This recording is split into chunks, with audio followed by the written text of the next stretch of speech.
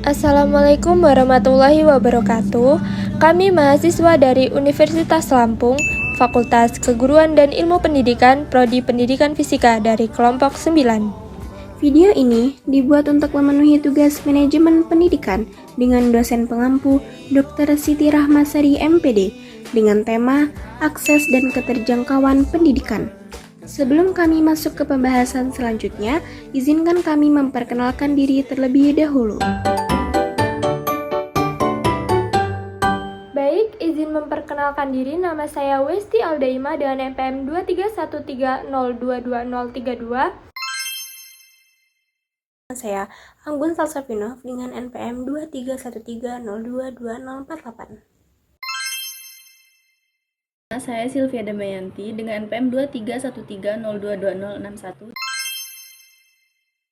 Baiklah, di sini saya akan memaparkan materi terkait apa itu aspek dan keterjangkauan pendidikan.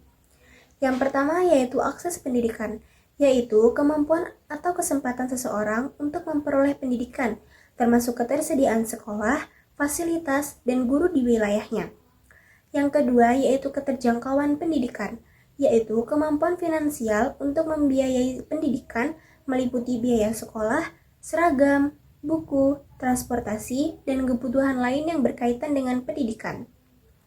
Akses dan keterjangkauan pendidikan yaitu kemudahan yang diberikan kepada masyarakat untuk mendapatkan pendidikan, serta desain dan penyampaian materi pembelajaran yang dapat diakses oleh semua siswa. Akses pendidikan mengacu pada kesempatan atau kemampuan seseorang untuk mendapatkan layanan pendidikan tanpa hambatan.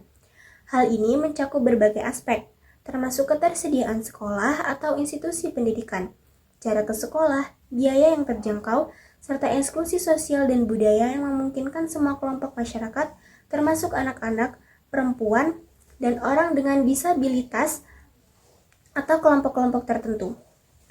Keterjangkauan pendidikan merujuk pada kemampuan individu atau keluarga untuk membayar biaya yang terkait dengan pendidikan. Ini mencakup berbagai aspek, seperti biaya sekolah, buku, seragam, dan transportasi, serta biaya tambahan lainnya.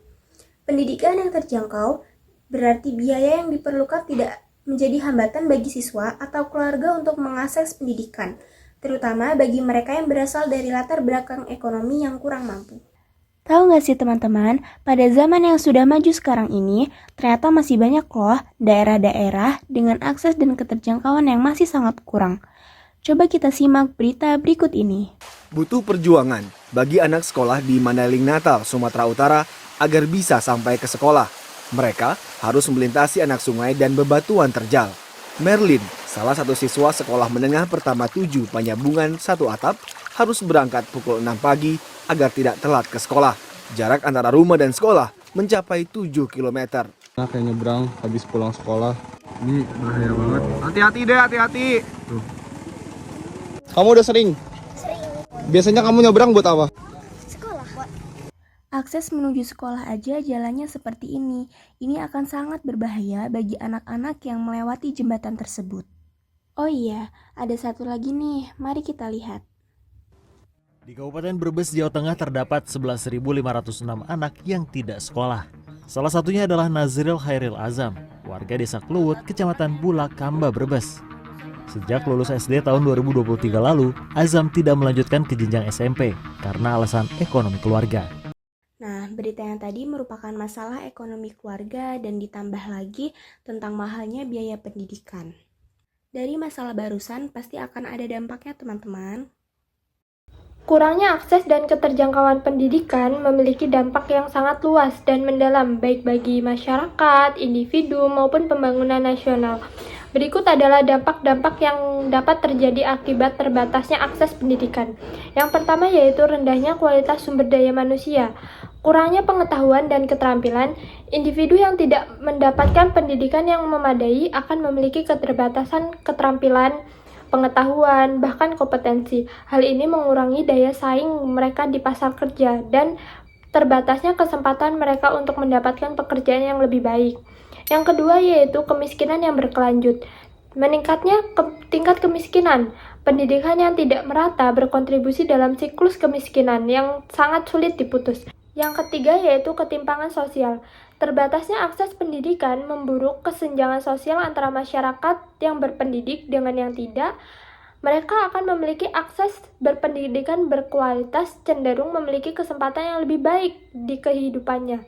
Sementara kelompok yang tidak akan memiliki akses pendidikan yang semakin terpinggirkan. Keempat, yaitu rendahnya pertumbuhan ekonomi. Contohnya, pengangguran tinggi. Kurangnya keterampilan dan pengetahuan menyebabkan meningkatnya pengangguran, terutama di kalangan generasi muda.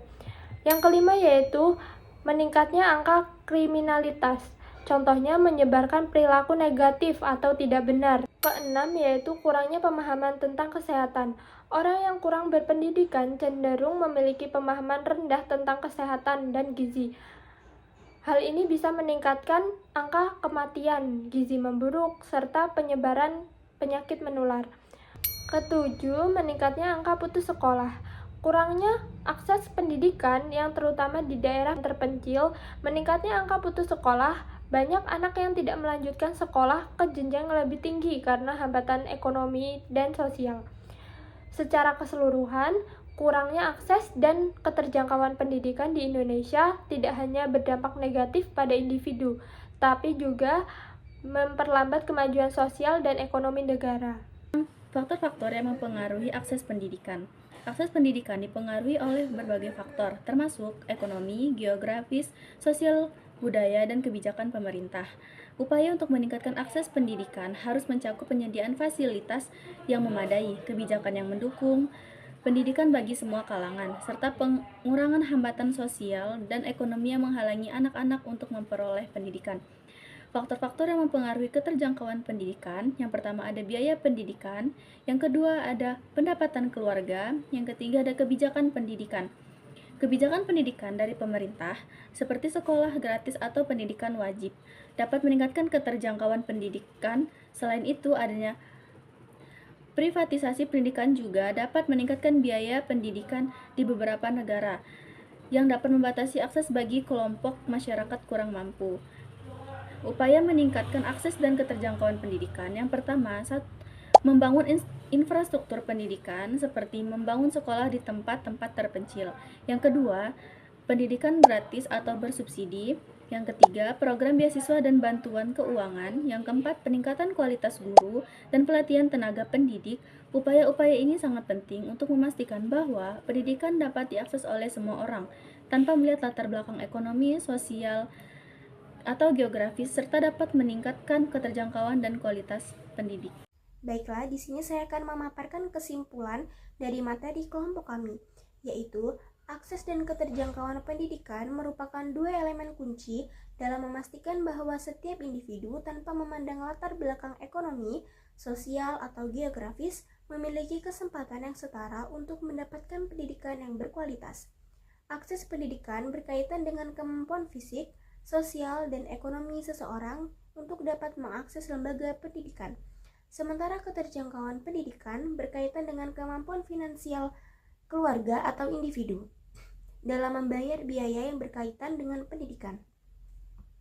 Keterbatasan akses dan keterjangkauan pendidikan seringkali disebabkan oleh faktor geografis, ekonomi, kebijakan pemerintah, kualitas infrastruktur pendidikan, serta hambatan sosial lainnya dan budaya.